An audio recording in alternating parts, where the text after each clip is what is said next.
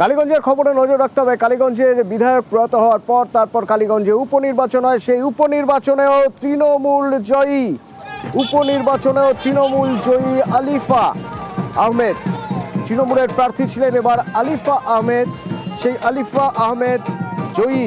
মুখ্যমন্ত্রী মমতা বন্দ্যোপাধ্যায় কালীগঞ্জের মানুষদের ধন্যবাদ জানিয়েছেন এবং এই জয়ের প্রধান কারিগর মা মাটি মানুষ বলে সোশ্যাল মিডিয়ায় পোস্ট করেছেন মুখ্যমন্ত্রী।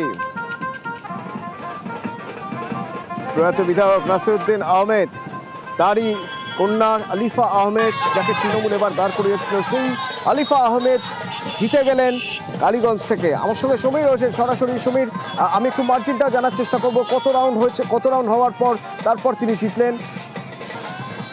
মোট 23 রাউন্ড গণনা হওয়ার কথা। এখনো পর্যন্ত যেটা জানতে পারছি প্রায় 50,000 ভোটে কিন্তু আলিফা আহমেদ এগিয়ে আছেন।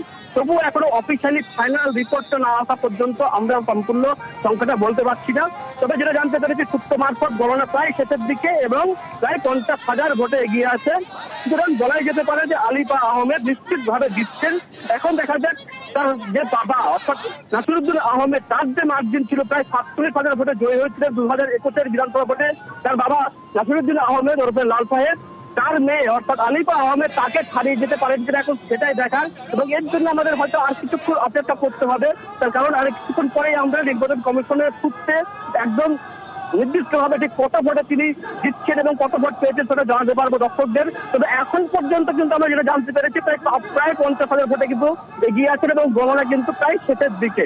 অর্থাৎ জয় কিন্তু এক প্রকার নিশ্চিত এই আলিফা আহমেদের, এবং ইতিমধ্যে কিন্তু তৃণমূল কর্মী সমর্থকরা এই আনন্দ কিন্তু উপভোগ করতে শুরু করে দিয়েছে। তারা বোম ফাটিয়ে আবির দেখে এবং মিষ্টিমুখ করে কিন্তু উৎসাহ প্রকাশ করছেন। অপরদিকে কিন্তু ইতিমধ্যেই তৃণমূলের শিবির ছাড়া অন্যান্য যে শিবিরগুলো রয়েছে অর্থাৎ কংগ্রেস এবং বিজেপি যে শিবিরের যারা কর্মী সমর্থক ছিলেন সেখানে কিন্তু ফাঁকা, তারা কিন্তু ইতিমধ্যেই কিন্তু বুঝতে পড়েছেন এবং তারা পরাজয় নিশ্চিত জেনে কিন্তু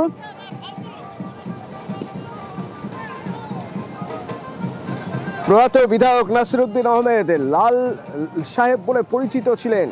সেই নাসিরউদ্দিন আহমেদের কন্যা আলিফা আহমেদকে এবার তৃণমূল কালীগঞ্জ উপনির্বাচনে প্রার্থী হিসেবে দাঁড় করিয়েছিল। আলিফা আহমেদ জয়ী।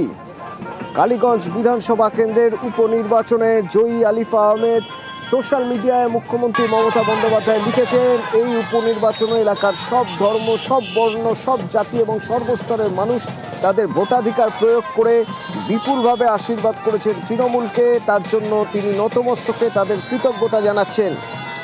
পাশাপাশি লিখেছেন, এই জয়ের প্রধান কারিগর মা মাটি মানুষ।